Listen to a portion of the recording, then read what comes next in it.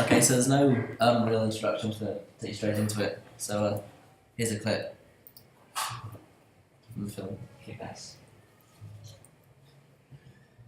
Oh, alright. Here, Mr. Bitey. Come on. No. Mr. Bitey, come on. Back here, come on, let's get you home. Come on.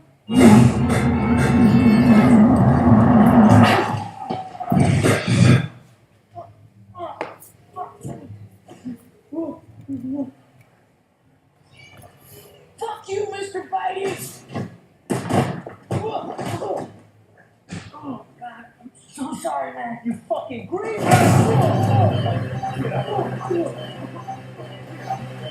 Thanks, Bree. Hey, leave it alone! Yes, it is.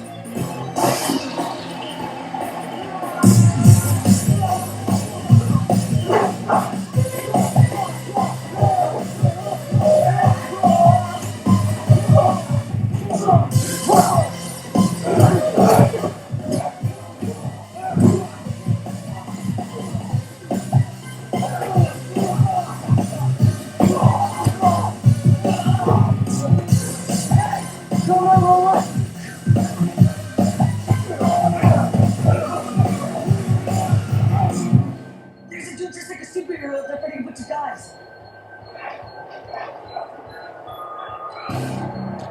It's fucking awesome!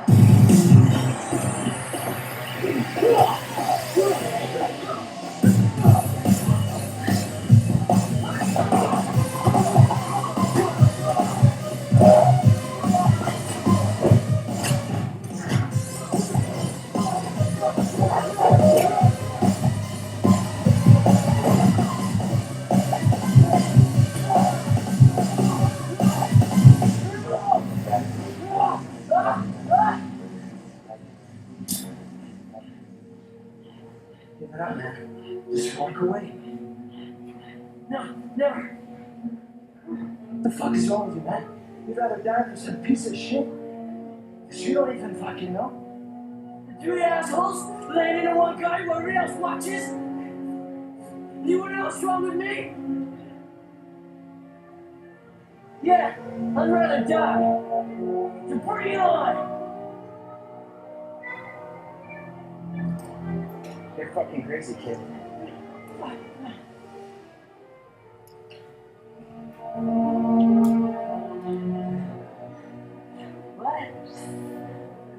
Thank you.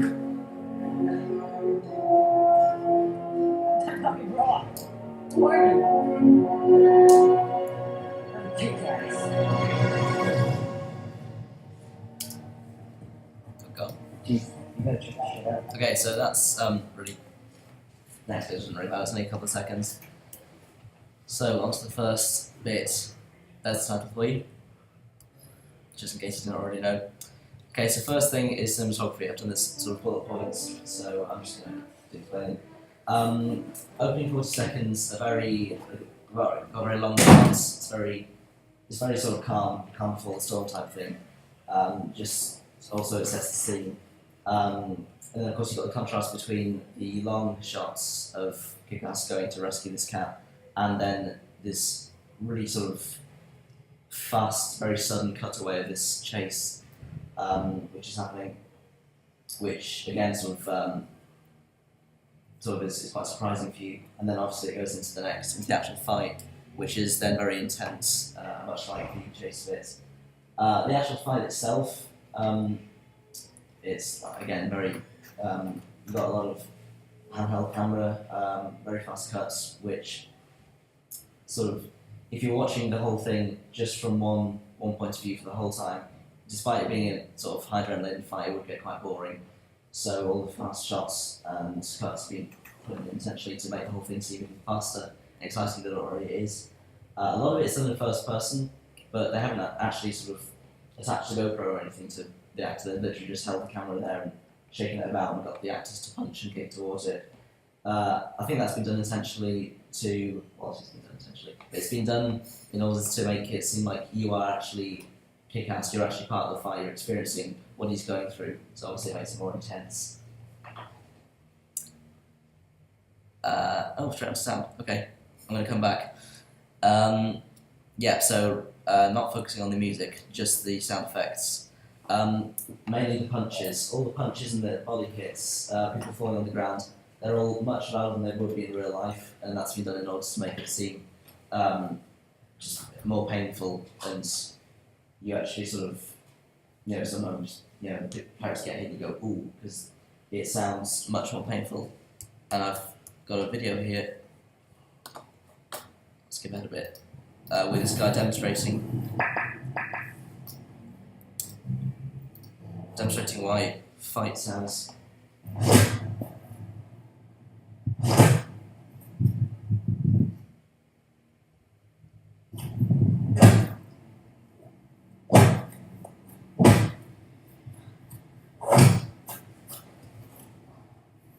So just that sort of thing. Obviously they wouldn't be that big and loud in real life, but the more in your face they are in films, the more painful and real it seems. Now we're on to music. I think the music they've chosen for this is very sort of, it's very within the same tone as the actual film. I don't know who's seen the actual film, but it's all mostly from Kick-Ass or Dave's point of view, because he's this teenager who he lives in this boring, mundane life of school and getting ignored by girls, and he wants something exciting to happen, so he's constantly sort of imagining how exciting things would be if he was a superhero. And I think that the music in this is sort of how, if he was daydreaming, is how he would perceive the fight to be. Like, when stereotypically teenage boys are into sort of punk, rock, pop, very fast music, nothing classical, nothing too slow. So I think that's we put in to sort of simulate what the fight would kind of be like from Dave's point of view. And as you can see there, it's very sort of, I thought it would be more suitable for a sort of extreme sports video that you see on YouTube, just because it's very fast paced, which again goes along with the fight, with the cuts and the shots. The lighting, it's not really too. A lot of the time in fight scenes in films, you see that to sort of mimic what's actually happening, they turn the colours down a lot because the situation is very sort of dark and grey and not fun at all. It's a fight. But here they've got it sort of kept it in tone with the rest of the film. It's again, it's not saturated, but it's not overly colourful. They kept it sort of on that, nothing too sort of campy, underwear on the outside superhero type vibe, but nothing too gritty. They want to keep that balance. And then the chosen sort of yellow and greeny colours because of the street lights and just the setting.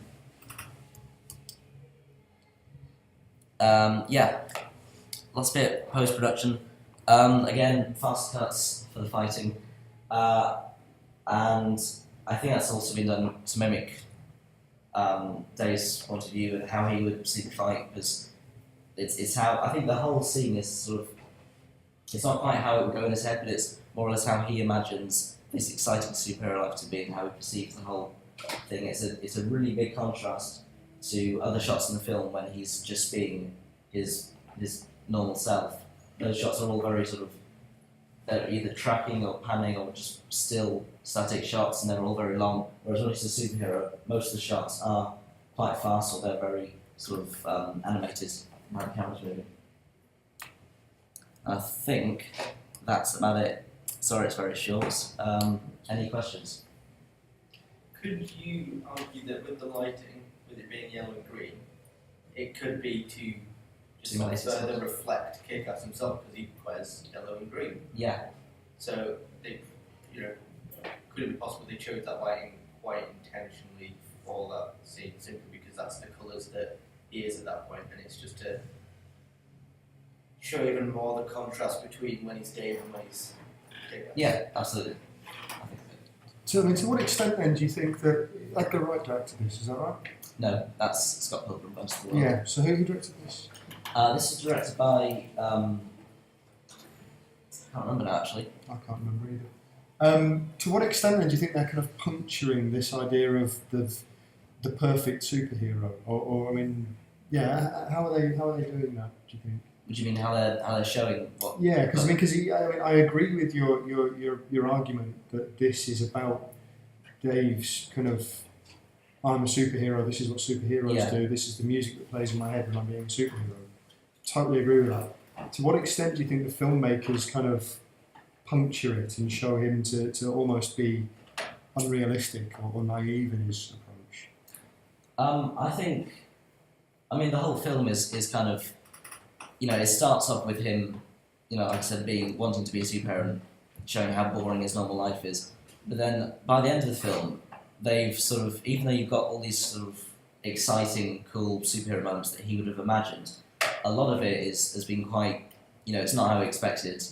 He's got beaten up. Some bad things have happened. So by the end of the film, the filmmakers have shown this journey of him going from thinking how being a superhero would be great to actually it's not so great because I can get killed. And I think they've incorporated all sort of the lighting and the camera work. Cool. Yeah. Excellent. Any other questions? What do you think? Of these sort of scenes that relate to the whole social media aspect of it, like that in the end, it's really interesting.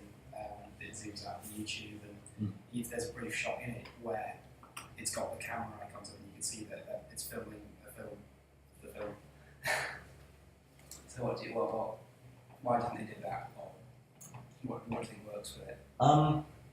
I think they just, I don't know, I could be wrong, but I think one of the reasons they're doing it is just to show how vast and quick social media is these days, and how you film something like that and it can get around the world in an hour if it's lucky enough, which partially links into the plot because the bad guys obviously found out through social media that there's a superhero and they're gonna kill him. Just kind of long story short, and then the bad guys use social media to their advantage. So I think it's just showing the good aspects and bad aspects of social media and of video cameras. Everyone has a video camera on pretty much these days.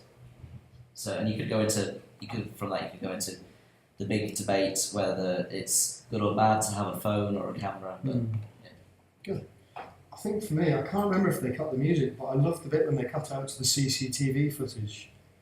Do they drop the music for that? They don't cut it out completely, but they do have this sort that of. That would have been great. They do have this low. The music definitely drops. Right. It's not as sort of adrenaline Yeah. as the rest. And the same when the guy goes into the cafe and tells the people. Yeah. It's like taking a break from the rest of it, isn't it? Back into Which you kind of need when the music is that upbeat and that driven, isn't it? You kind of need respite exhausts from you. it. Yeah, absolutely. Good. Okay, thank you, Giuseppe. That's spot on.